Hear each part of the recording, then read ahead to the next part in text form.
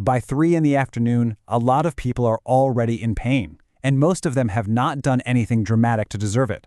Modern work in nearly every form takes a measurable toll on the spine.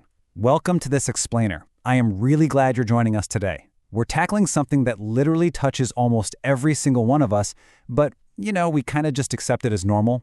We're talking about the silent, everyday toll the modern workday takes on our bodies. We're going to look directly at why our backs and necks are just aching by the afternoon, what that pain is actually trying to tell us, and how we can decode it. So whether you're glued to a computer screen right now or you've literally been on your feet since sunrise, your spine is reacting to your workday. Okay, let's dive into this. That quote right there, it perfectly captures a frustration so many of us share.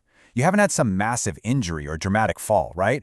But by 3 p.m., your shoulders are practically up by your ears or your lower back is just absolutely screaming. It's not random. There's actually a deeply predictable pattern here. Let's picture two very different extremes of modern work, and they lead to two very distinct patterns of pain. Over on the left, we've got the desk worker. You know the drill. You've been sitting still way too long, staring at a screen, jaw completely clenched. Then on the right, we have the physical worker. Think nurses, warehouse staff, construction workers. You've been lifting, twisting, standing for hours on hard concrete floors. But here's the absolutely crucial takeaway. Both of these scenarios are incredibly common. Both are very real, and both of them completely deserve a closer look. So the big point here is that most back and neck pain really isn't a mystery. It actually follows a formula. It's usually a response to one or more of 4 main pillars. We're talking about too much stillness, too much physical load, too much stress, and too little recovery.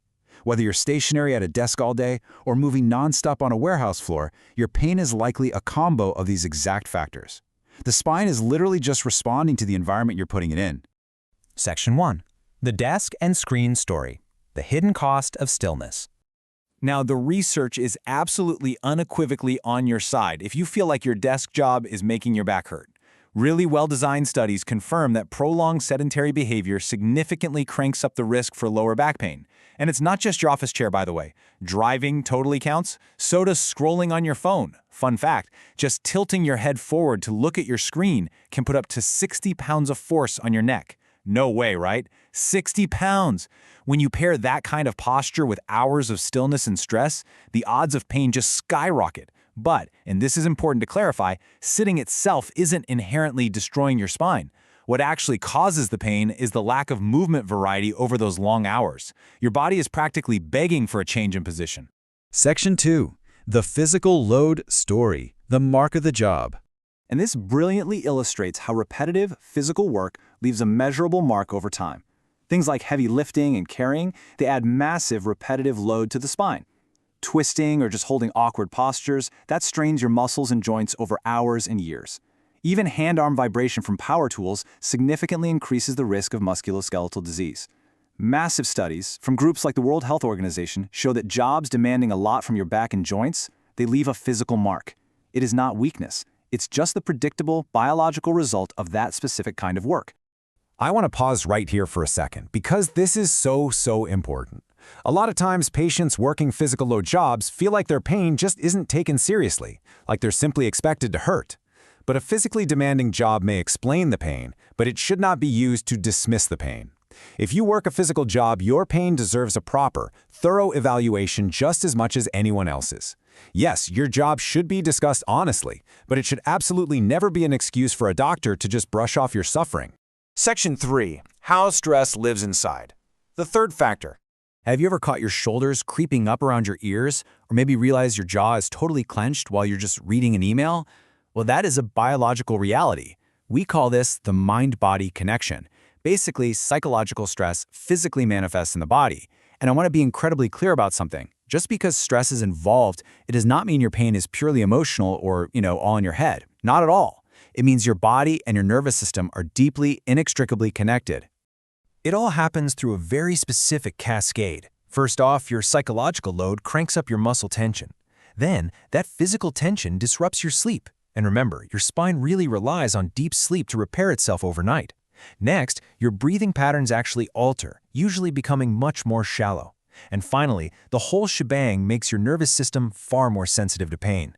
Research actually shows that high workloads, low job control, and low support all physically show up in the spine.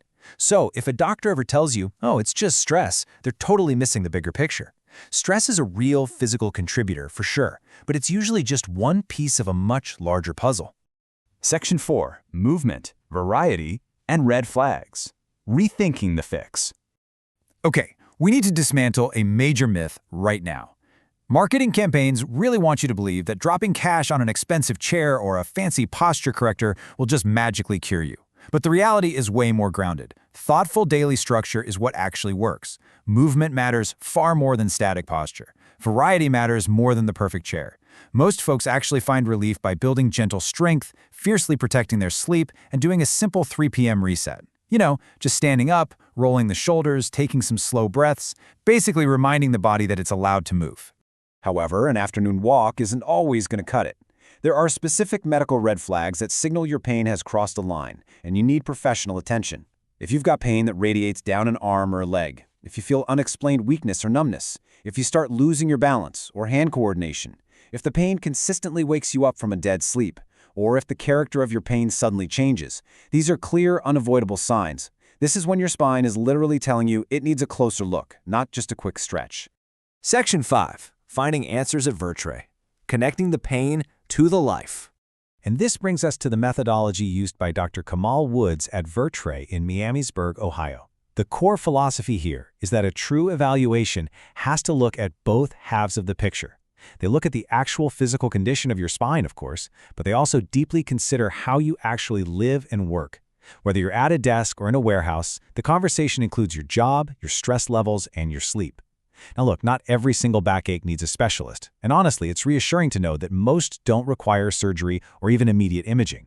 But when the pain becomes the absolute loudest part of your afternoon, getting a comprehensive evaluation is highly reasonable to figure out what that pain is actually trying to say. So I want you to ask yourself, what is your daily pain trying to tell you right now? If your back or neck is the loudest part of your workday, a focused evaluation at Vertrae in Miamisburg, Ohio may help connect the pattern of your pain to the shape of your life.